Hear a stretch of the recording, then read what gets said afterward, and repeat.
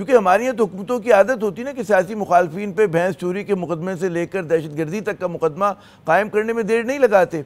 और Pakistan peoples party के बड़े बड़े रहनुमा इस मसले से गुजरे हैं। अगर आप याद करें ज़ियाउल हक साहब का जो मार्शल था, उसके बाद भी कई मरतबा बहुत सारे कहते हैं झूठे सच्चे इल्ज़ामात लगे, हत्ता कि जमहूरी दौर में लगे। नवाज शरीफ साहब का जब दौर हुकूमत था, जरदारी साहब पे तशद्दुद किया गया, जेल में डाला गया।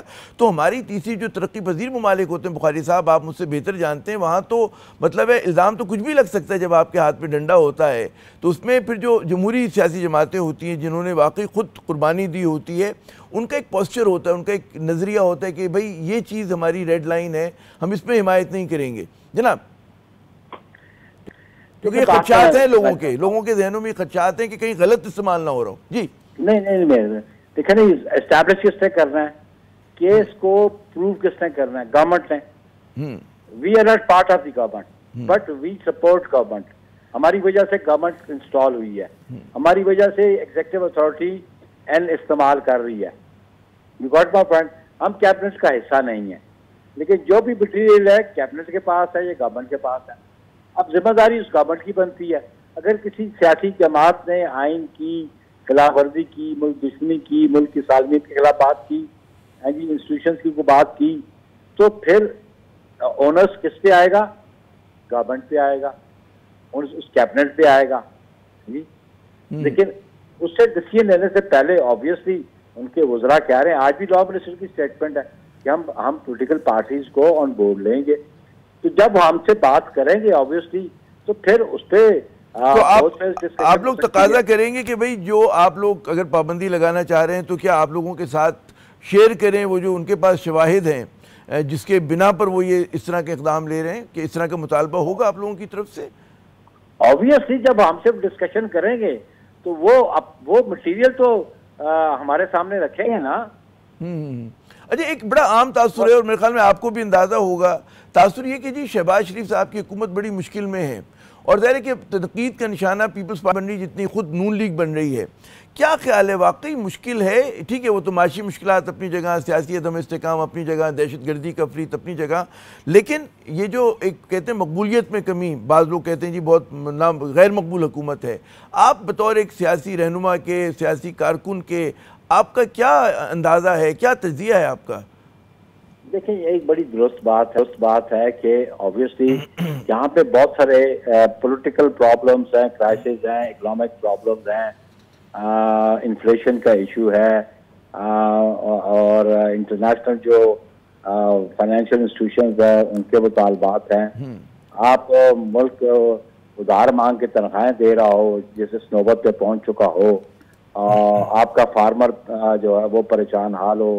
मैंने बहुत दफ़ा पहले भी कहा कि मेरा मुल्क जहाज बना के एक्सपोर्ट तो करता नहीं है, मेरा मुल्क गाड़ियां तो एक्सपोर्ट करता नहीं है, लेकिन मेरा मुल्क चावल जरूर एक्सपोर्ट करता है, मेरा मुल्क आम जरूर एक्सपोर्ट करता है, मेरा मुल्क जो एक्सपोर्ट करता था, मेरा मुल्क गंदम जरूर एक्सपोर्ट कर सकता है।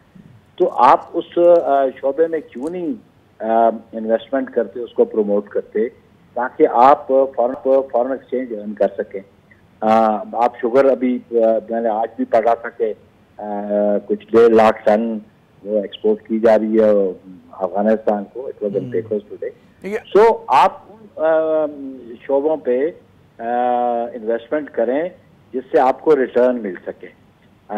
और ये इकोनॉमिक क्राइसिस भी है और प्रॉब्लम भी है।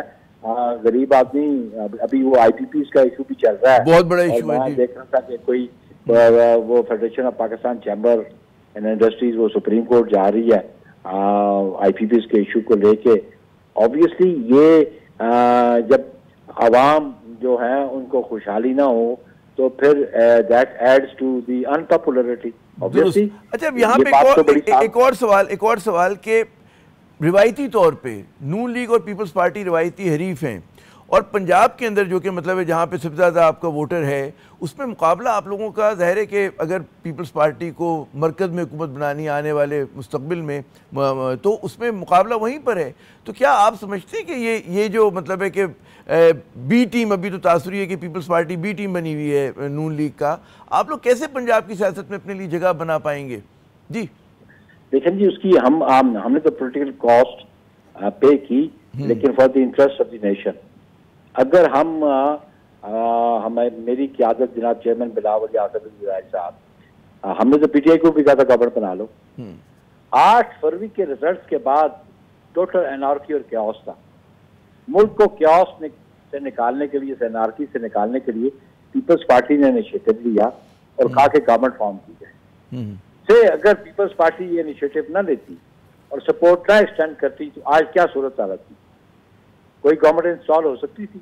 किसी सियासी जमात के पास तो कोई मेजोरिटी नहीं थी कि वो गवर्नमेंट बना सके।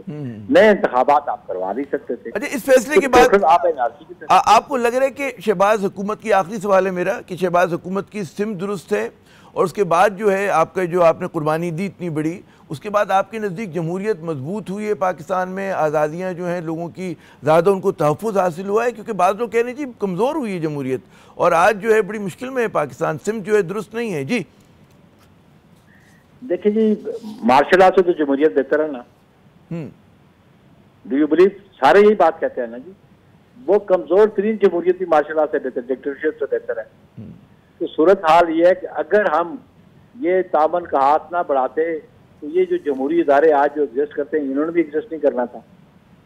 तो हमने तो सिस्टम की कॉन्टिन्यूटी भी हम बिलीव करते हैं और इस सिस्टम को कंटिन्यू रखना चाहते हैं।